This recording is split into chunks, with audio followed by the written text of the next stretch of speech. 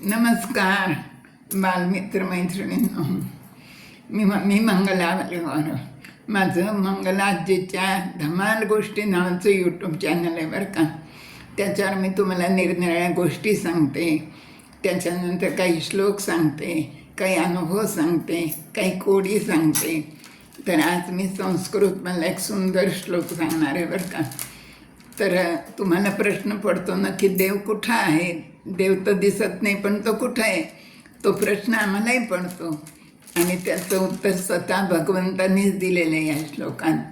तर काय सांगतात भगवंत, नाहं वसामि वैकुंठे निवसाम वयं भुवि.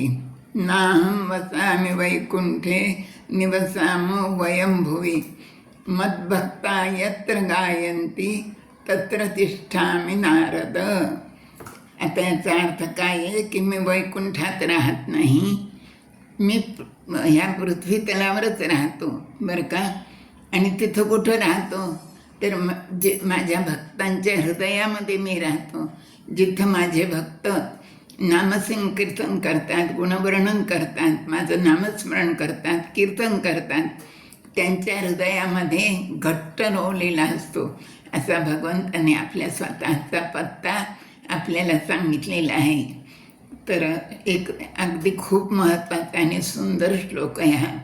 तुम्ही सगळ्यांनी पाठही करा आणि आपल्याला कधी जर काम पडलं तर निबंधात, भाषणात त्याचा उपयोग करा. धन्यवाद.